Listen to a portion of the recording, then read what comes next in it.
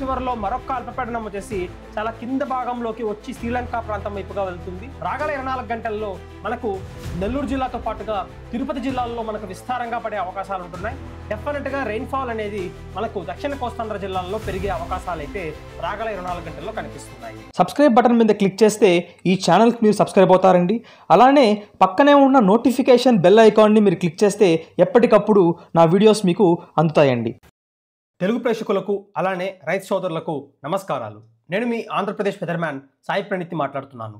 రాగల 24 గంటల్లో దక్షిణ కోస్తాంధ్ర జిల్లాల్లో వర్షాలు పెరిగేదానికి చాలా అనుకూలమైన పరిస్థితులు కనిపిస్తోంది. అలానే ఈ నెలాఖరు దాకా మనకు ఆంధ్రప్రదేశ్ రాష్ట్రంలోని కోస్తా భాగాల్లో విస్తారంగా వర్షాలు పడేదానికి కూడా చాలా అనుకూలమైన పరిస్థితులు ఉన్నాయి. గత ఒక వారంగా వచ్చేసి నేను జ్వరంతో చాలా బాధపడ్డాను. తీవ్రమైన జ్వరం అనేది మనకు చాలా రోజులుగా కొనసాగింది.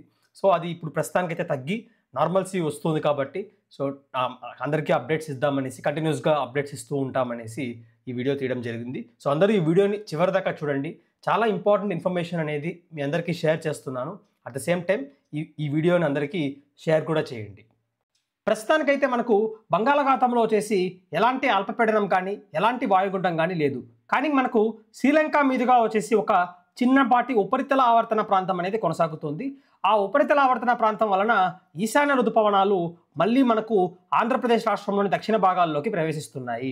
సో దీని వలన వర్షాలు అనేవి రాగల 24 గంటల్లో మనకు నెల్లూరు జిల్లాతో పాటుగా తిరుపతి జిల్లాల్లో మనకు విస్తారంగా పడే అవకాశాలు ఉంటున్నాయి. పక్కనే ఆనుకోనున్న చిత్తూరు కావచ్చు, అన్నమయ్య కావచ్చు, లేకపోతే మనకు కడప జిల్లాల్లో అక్కడక్కడ మాత్రమే మనం వర్షాలు చూసే అవకాశాలు రాగల 24 గంటల్లో కనిపిస్తున్నాయి. ఇక్కడ మనం తీసుకుంటే మరొకసారి వర్షపాతం అనేది చాలా తీవ్రంగా మనకేమీ అంత ఆంధ్రప్రదేశ్లో అంతగా కనిపించడం లేదు. కానీ కింద మనకు శ్రీలంక కావచ్చు, తమిళనాడు ప్రాంతంలో మాత్రం కాస్తంత తీవ్రమైన వర్షాలు అనేవి పడుతున్నాయి. రాగల రోజుల్లో కూడా పడే అవకాశాలు అయితే మనకు కనిపిస్తుంది. దాంతోపాటుగా తేమ అనేది మెల్లగా దక్షిణ కోస్తాంధ్ర జిల్లాల్లోకి విస్తరిస్తుండడం వలన డెఫినెట్గా రెయిన్ఫాల్ అనేది మనకు దక్షిణ కోస్తాంధ్ర జిల్లాల్లో పెరిగే అవకాశాలు అయితే రాగల 24 గంటల్లో కనిపిస్తున్నాయి.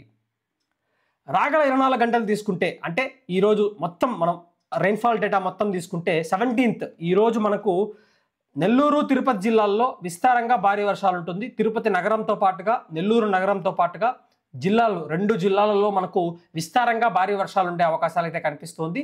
చిత్తూరు కావచ్చు, లేకపోతే అన్నమయ్య జిల్లాతో పాటుగా మనకు వైఎస్ఆర్ కడప జిల్లాల్లో అక్కడక్కడ మాత్రమే తేలికపాటి నుంచి మోస్తరు వర్షాలు ఉండే అవకాశాలు ఉంటున్నాయి. చిత్తూరు జిల్లాలో మాత్రం తూర్పు భాగాల్లో తేలికపాటి నుంచి మోస్తరు వర్షాలు ఉండే అవకాశాలు కనిపిస్తున్నాయి. మరోవైపున సత్యసాయి జిల్లాలో కూడా తేలికపాటి నుంచి మోస్తరు వర్షాలు ఉంటుంది. మిగిలిన ప్రాంతాలు ప్రకాశం జిల్లాలోని దక్షిణ భాగాలు, అలానే వచ్చేసి అనంతపురం జిల్లాతో పాటుగా వైఎస్ఆర్ కడప జిల్లాలోని ఉత్తర భాగాల్లో మనకి ఏమవుతుందంటే తేలికపాటి వర్షాలు లేదా మేఘావృతమై ఉన్న ఆకాశం అయితే ఉండే అవకాశాలు కనిపిస్తున్నాయి. ఈవెన్ మనము సెంట్రల్ ఏపీలో కూడా కొన్ని ప్లాట్స్లో మనము మేఘావృతమై ఉన్న ఆకాశాన్ని కూడా చూసే అవకాశాలు కనిపిస్తుంది.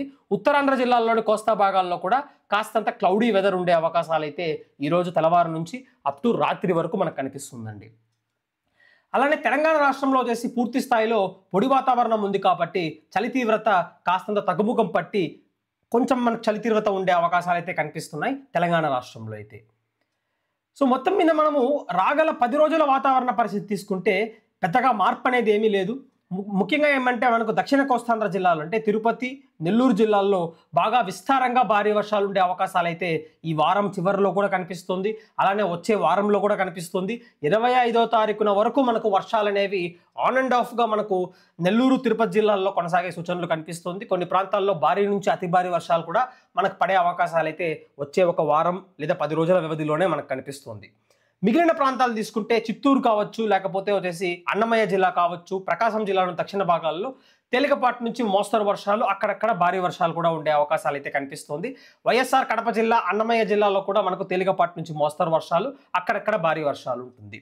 అలానే కోస్తాంధ్ర జిల్లాలు తీసుకుంటే ముఖ్యంగా శ్రీకాకుళం నుంచి అప్ టు మనకు బాపట్ల జిల్లా వరకు ఉన్న తీర ప్రాంత అంటే ప్రాంతాలు తీసుకుంటే ఆ ప్రాంతాల్లో చేసి మోస్తరు వర్షాలు మాత్రమే అక్కడక్కడ ఉండే అవకాశాలు అయితే కనిపిస్తుంది. ముఖ్యంగా ఈ వారం చివరికి అంటే మనము ఈ వారంలో వచ్చేసి శుక్రవారం సైడ్కి వెళ్ళే అంటే ఆ టైంకి వెళ్ళేసరికి డెఫినెట్గా మనకు మధ్య కోస్తాంధ్ర జిల్లాలు కావచ్చు, ఉత్తర కోస్తాంధ్ర జిల్లాల్లో మనకు అంటే కోస్తా భాగాల్లో వర్షాలు అనేవి సాయంకాలం లేదా రాత్రి సమయాలలో అలానే అర్ధరాత్రి సమయాలలో మొదలయ్యే వర్షాలు కూడా బాగా పెరిగే అవకాశాలు అయితే కనిపిస్తోంది. మరోవైపున రాయలసీమ జిల్లాల్లో కూడా కొన్ని వర్షాలు అనేవి రాగల ఒక వారం లేదా 10 రోజుల్లో ఉండే అవకాశాలు కూడా మనకు బాగా కనిపిస్తుంది. కానీ మనకు ఈ నెలాఖరి లోపల మనకేమవుతుందంటే ఈశాన్య ఋతుపవనాలు మరొక అల్పపీడనాన్ని బంగాళాఖాతంలో వదిలే సూచనలు కనిపిస్తుంది. ప్రస్తుతానికి మనకు వస్తున్న అల్పపీడనం వచ్చేసి ఏమవుతుందంటే అంటే ప్రస్తుతానికి మనకు కొనసాగుతున్న ఉపరితల ఆవర్తనం వచ్చేసి బలహీన పడిపోయి అరేబియా సముద్రానికి వెళ్ళిపోతుంది. మళ్ళీ ఈ వారం చివరిలో మరొక అల్పపీడనం వచ్చేసి చాలా కింద భాగంలోకి వచ్చి శ్రీలంక ప్రాంతం వైపుగా వెళ్తుంది. సో దాని వలన కూడా మనకు దక్షిణ కోస్తాంధ్ర జిల్లాల్లో అలానే వచ్చేసి రాయలసీమ జిల్లాల్లోతో పాటుగా కోస్తాంధ్ర జిల్లాల్లో అక్కడక్కడ వర్షాలు ఉంటుంది. దాంతోపాటుగా ఈ నెలాఖరులో కూడా మరొక అల్పపీడనం కూడా బంగాళాఖాతంలో ఏర్పడే అవకాశాలు అయితే కనిపిస్తుంది. అది ఏ విధంగా వస్తుంది అన్న దాని గురించి ఎలాంటి క్లారిటీ అనేది లేదు. దాని గురించి ట్రాక్ అనేది కూడా మనకు ఇంకా క్లియర్గా రాలేదు. ప్రస్తుతానికి మోడల్స్ అయితే ఏం చూపిస్తున్నాయంటే కొన్ని మనకు తమిళనాడు వైపుగా చూపిస్తుంది, కొన్ని మనకు ఆంధ్ర వైపుగా చూపిస్తుంది, కొన్ని మనకి ఏమవుతుందంటే అరేబియా సముద్రానికి వెళ్ళి ఆ తర్వాత అక్కడి నుంచి పైకి వెళ్ళే విధంగా చూపిస్తుంది. సో ఇలా ఒక తేడాగా ఉంది కాబట్టి ఇంకా వాతావరణ పరిస్థితి ఈ అసహజనతని ఫస్ట్ మనం సాల్వ్ చేయాలా. దీనికి నేను సాల్వ్ చేయాలంటే దీనికోసం మళ్ళీ అనాలిసిస్ చేయాలా. సో డెఫినెట్గా అనాలిసిస్ అనేది చేస్తున్నాను. సో ఇప్పుడు నేను హెల్త్ నుంచి కూడా కొంచెం రికవర్ అవుతున్నాను కాబట్టి అనాలిసిస్ కూడా చేస్తాను. దాంతోపాటుగా వచ్చేసి అప్డేట్స్ అనేవి కొంచెం రెగ్యులర్గా ఇంకా మీటర్ నుంచి ఇస్తూ వస్తానండి.